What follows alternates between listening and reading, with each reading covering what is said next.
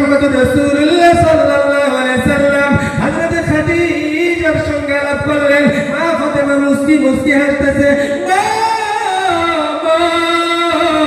ডানেও তাকাবেন না, বামেও তাকাবেন না বাবা।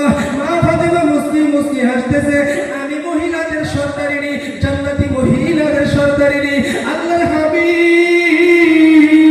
মুহাম্মদুর রাসূলুল্লাহ বলতেছে, মা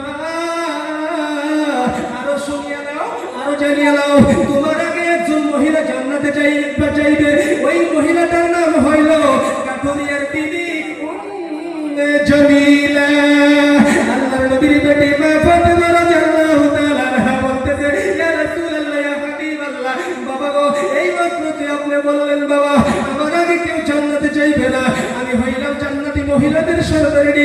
ইয়া রাসূলুল্লাহ বাবা, আবার বললেন কাঠুরিয়ার বিবি উম্মে জামিলা আমার আগে জান্নাতি। সুবহানাল্লাহ। বাবা আমি তো জান্নাতি মহিলাদের সর্দারিনী, বাবা আপনি কেন আবার কাঠুরিয়ার বিবির কথা বললেন? লম্বা ঘটনা কাটিয়ে দিলাম বন্ধুগণ। কাঠুরিয়ার বিবিকে মা ফাতেমা দেখার জন্য বড় শখ করলেন, বড় আশা করলেন। আবার আপনার নবী বললেন, ফাতিমা ওই যে জঙ্গলের মধ্যে যাও, ওইখানে কুড়ি ঘরের মধ্যে থাকে, ঝুপড়ি ঘরের মধ্যে কাঠুরিয়ার বিবি কাঠুরিয়া বসবাস করে।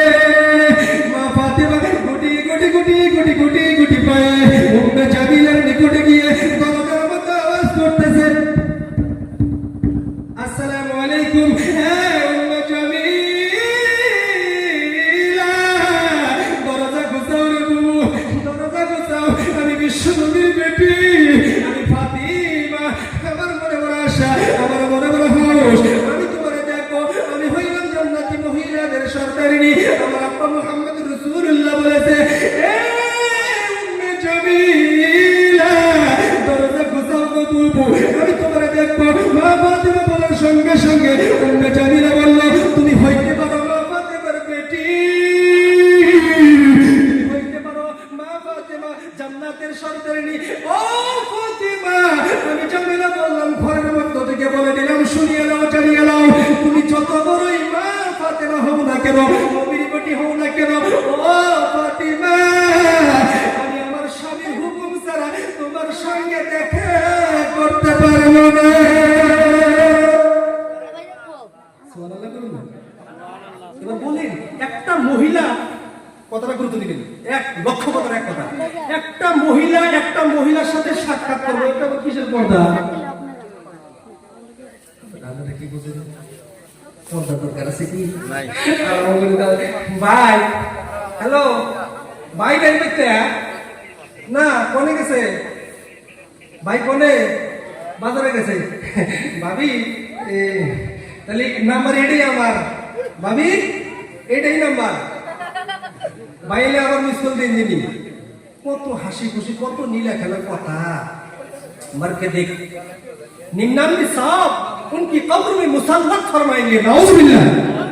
আপনি জিনা করেন নাই, খালি নিয়ত করছেন, জিনা করেন নাই, খালি নিয়ত করছেন জিনা করব, টাকা দিয়া, পয়সা দিয়া, সোনা দানা দিয়া, রূপা দিয়া, আপোষে হোক, জোর জবরদস্তি হোক, যে কোনো হালতে হোক, যে কোনো হালতে আপনি জিনা করেন নাই, নিয়ত করতেন, আপনি বিনা তওবায় মৃত্যু হয়ে গেছেন। মাওলানা আশরাফ আলী থানভী রাহমাতুল্লাহ আলাইহি বলেছেন, লিখেছেন কিতাবের মধ্যে, উনকি কবর মে 99 সাপ মুসাল্লাত ফরমায়েঙ্গে, বিষাক্ত 99টা সাপ ওই ব্যক্তির কবরের মধ্যে আল্লাহ দিবে।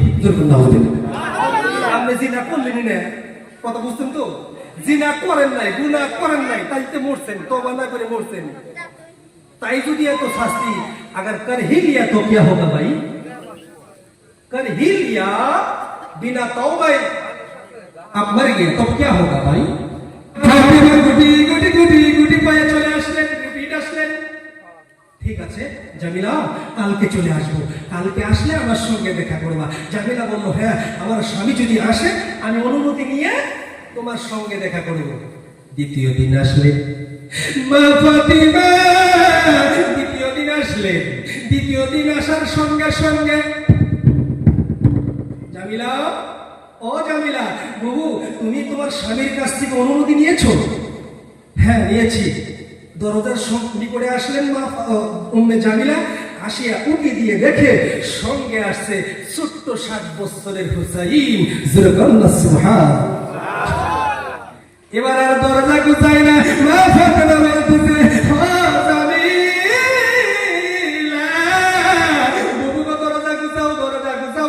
কেন তুমি দরজা গুছাও না? আজকে কেন দরজা গুছাও না? তোমার স্বামীর কাছ থেকে তো অনুমতি নেওয়া হয়েছে। উম্মে জামিলা বলে, ও ফাতেমা শুনিয়ে নাও, জানিয়ে নাও, আমি কেবলমাত্র আমার স্বামীর কাছ থেকে তোমার জন্য একা অনুমতি নিয়েছি। জামিলা এই কথা বললেন, আমি তোমার সঙ্গে একা দেখা করব, মাত্র এই অনুমতিটাই নিছি। তোমার সঙ্গে আসছে ছোট্ট হুসাইন। যাও আজকেও রিটার্ন চলিয়ে যাও। কয়দিন গেল রিটার্ন? খারাপ হইতেছে, একটু দাঁড়ান 2 মিনিট। রিটার্ন গেলেন। আচ্ছা না পারলে বাচ্চা গেছে একটা 6-7 বছরের ছোট্ট হুসাইন, সঙ্গে গেছে মার সঙ্গে। এর মধ্যে আবার কিসের পর্দা লাগে? মা মা মাগো, কানটা খুলে মোবাইল দিয়ে পয়েন্টটা রেকর্ড করি। আপনার মস্তিষ্কের মধ্যে একটা মেমোরি ফিট করে দেওয়া হয়েছে, এত জিবি আছে আপনি নেই থাকে। আল্লাহই জানে এত জিবি এই পৃথিবীর মতো 7টা পৃথিবী যদি গুইয়া মুখস্থ করে শেষ দেন, ওমা উতিতুম মিনাল ইলমি ইল্লা কলিলা, আল্লাহ দেওয়া জ্ঞানের জিবি 1 জিবি লোড হবে না। জোরে বলেন আল্লাহু আকবার। আরে তাকবীর। উম্মে জামিলার বাড়ি থেকে মা ফাতেমার দিকে চলে আসলেন। মা ফাতেমা আবার চলে আসলেন। জামিলা তৃতীয় দিন আসলেন। আসসালামু আলাইকুম হে উম্মে জামিলা, বাবু দরজা খুলতাও। তুমি কোনা বলে আমার আগে জান্নাতি, কোনা বলে আমার আগে জান্নাতি। বাবু আমি ফাতেমা, আমি তোমার আমলগুলো একটু দেখো। আমার আব্বা মুহাম্মদুর রাসূলুল্লাহ বলেছে তুমি আমার আগে জান্নাতি।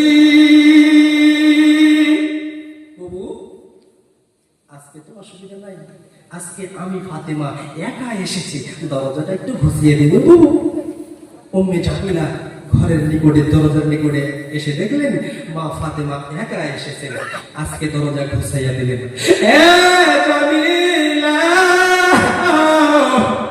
আমি ফাতেমা, আমি একটা কথা জানতে চাই, শুনতে চাই। আমার বাবা মুহাম্মদুর রাসূলুল্লাহ বলেছে, ও জামিলা তুমি কোন আমলে আমার আগে জান্নাতি? দেখাও।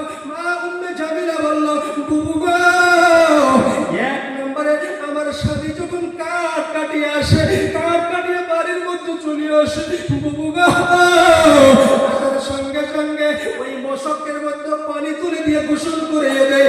আমার হাতের পুরনাটা দেখতেছো, পুরনা দিয়া আমার স্বামীর মুখখানা শরীরখানা মুছে দেয়। ধরে বল না সুবহানাল্লাহ।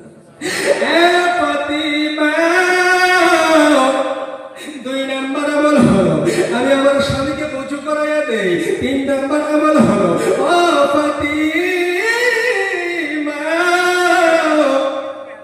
3 নম্বর আমল হলো, ও ফাতিমা শুনিয়ে নাও, জানিয়ে নাও, হাতের মধ্যে একটা রশি দেই, একটা লাঠি দেই, আর বলি স্বামী সারাটা দিন যা আমি ভুল করেছি, আমার ভুলের বিনিময়ে আপনি এই রশি দিয়ে বাঁধবেন। ও প্রাণের স্বামী, লাঠি দিয়ে আমাকে একটু মারবেন। আমি ভুল করেছি, ভুলের শাস্তি আপনার নিজের হাতের মধ্যে নিয়ে নিবেন।